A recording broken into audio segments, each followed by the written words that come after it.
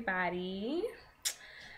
This is part 2 to my Meps experience. The last video was very short, and I know I could have included some more information in it, but as I was making the video, my roommate was actually sticking her key in the door, and it's like, oh my gosh, I haven't met you yet, and you're coming in, and I'm making a YouTube video, and you're like, But anyway, so to kind of like touch bases with what I was talking about last time. We got there, we got our hotel keys, we got to the hotel, and to the hotel room, and that's where I met my roommate, who was awesome. When I tell you, we had so much to talk about. I'm actually Army National Guard. She was Air Force active duty. We had plenty of things to talk about. She wanted to know more information about the National Guard. I wanted to know more information about Air Force active duty. So your experience at the hotel can be good and it can be bad.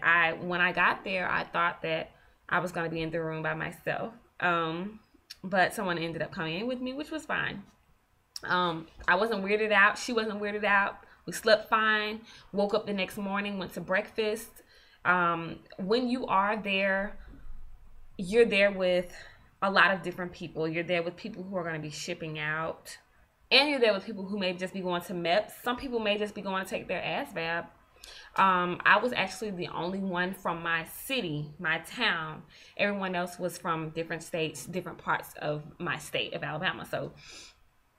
And I didn't know anyone there. So basically you get on this big charter bus, which depending on how many people are there, it may just be a van, but it was a big charter bus.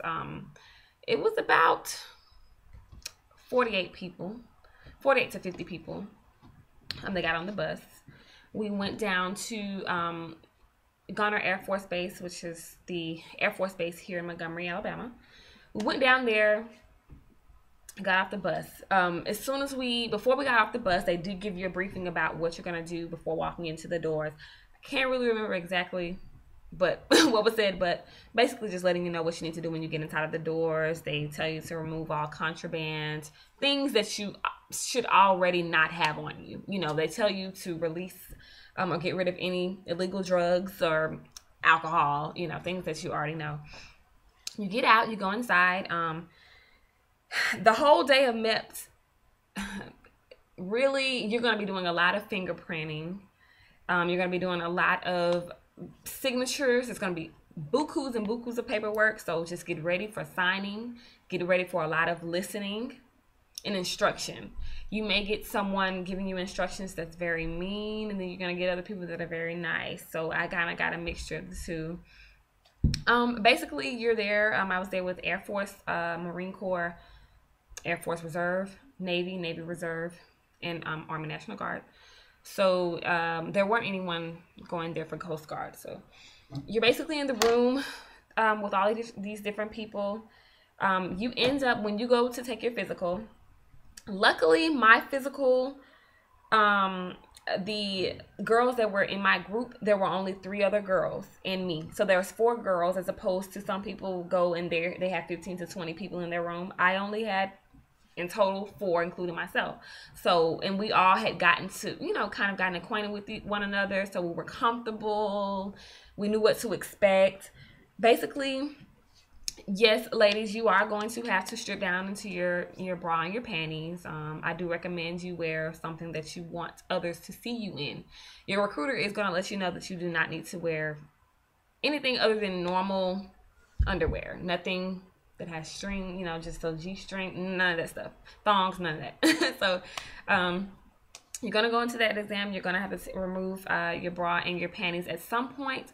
Your bra and your panties being removed, you won't have to. Well, when I went, I did not have to do that in front of everyone. You're given a, I guess like a gown to put on to do that under. So it's not so bad.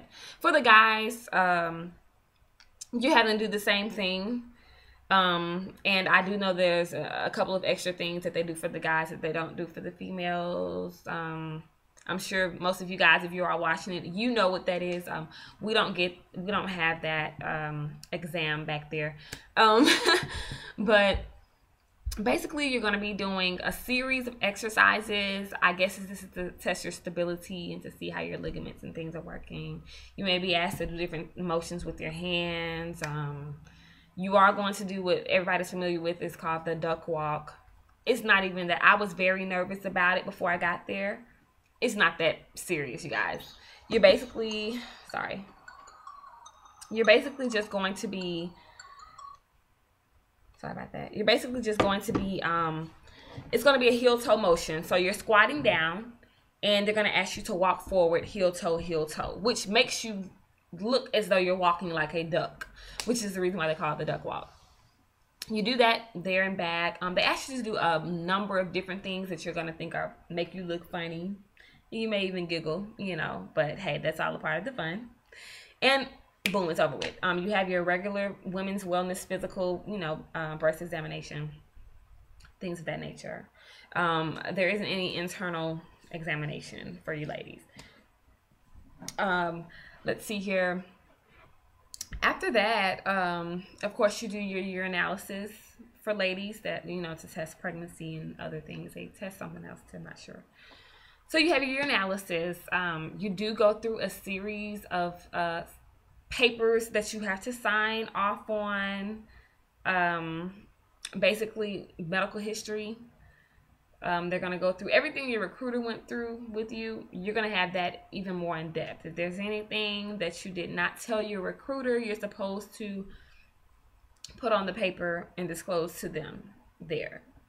If you didn't tell it to your recruiter, if there was a reason why you didn't tell it to your recruiter personally, then I'm going to assume it's not important or you didn't want to say it. So whatever you didn't say, don't say, you know, I don't really know how to say that, but, you know, basically keep everything the same. If nothing has changed in between the time you talk to your recruiter and now, then you shouldn't have a problem, because your recruiter would not have put you through all the way to Meps if he didn't think you were ready. He or she didn't think you were ready. So you go through all of that.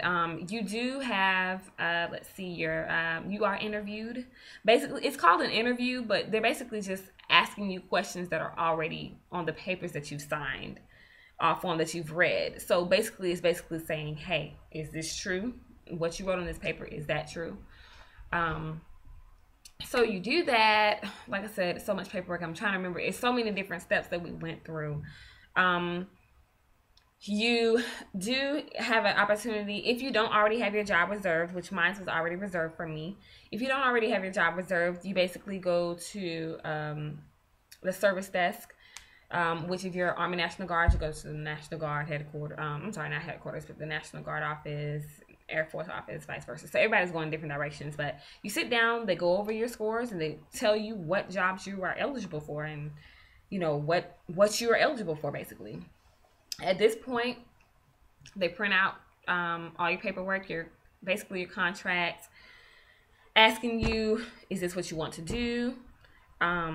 Everything is in writing for you. There's no reason that anything that you were promised by your recruiter or that you were told that you can't get, because you are sitting down there reading it and they ask you, is there anything missing? Is there anything wrong here? This is what you're entitled to here. You have this job. You know, these are your incentives, if there are any. These are the things that you're eligible for. You're signing off on that. You're signing off on it. You're reading it and you're signing off on it. So just make sure anything that you were promised or anything that you really want or that you were told by your recruiter, or if you have any questions, make sure you do this at this time. Before you sign anything, don't sign anything without making sure that everything is in order and everything on that paper is exactly what you were told. And then you're good to go. You're signing off on that. I believe I did that, and I had to go down to another office and do some more fingerprinting. Then I went back up, sign off on everything. At the end of everything, they do give you a lunch. The lunch was actually pretty good, to be honest. You're in there. It's basically the cafeteria for everybody on base. So I had steak. I had rice and gravy. I mean, they had cheesecake, they had spaghetti, salad. It was jumping, y'all. So I enjoyed myself at lunch. Come back from lunch, I believe I went through one more briefing. And this briefing was basically talking about your oath and your swearing in that you're going to be saying. If you don't have family members coming to see you swear in, then basically you're going to swear in with probably a group of other people that don't have family. So you all go into the room and you swear in. I actually swore in alone because I had my father come and watch me swear in. So I did that, swore in, took probably 30 seconds. I mean, we were going so fast. And this is the thing, you guys. When you're getting ready to swear in, you don't know what you're about to say. It's different when you have a sheet of paper in front of you and you're kind of like reading it off the paper, but this is different. The guy is gonna recite to you what you need to recite to him, but he's done this so many times. It's just like the back of his hand. So he's talking really fast and he knows what he's saying, and you're trying to look in his eyes and also read his lips to make sure that you are repeating to him what he's saying to you. So that was hard for me. I actually messed up one. I believe there was a word. It was like defense, and I said depend. Because he was talking so fast, and I wanted to make sure I was doing it perfectly, and I'm standing there, but it was nothing but about 30 seconds. And yeah, so after that, he took a photo ID of me. I don't know what it was for. It actually looked more like a mug shot because of the way that the camera is positioned. Your head is like this, like how a mug shot would be. So, anyway, took that photo, sat down, and I went back up to the National Guard office. They signed off some more paperwork. I don't know what all that stuff was. Signed off some more paperwork. I did actually, I'm sorry, go back. The same place where I did my swearing in, I signed my contract. And then I took everything upstairs to National Guard office. They made like multiple copies. Boom, boom, bam. And we were ready to go. My recruiter was waiting on me. We went downstairs. I had to do some other things after Meps, which is not even concerned with Meps. But this is just for me and my branch of service.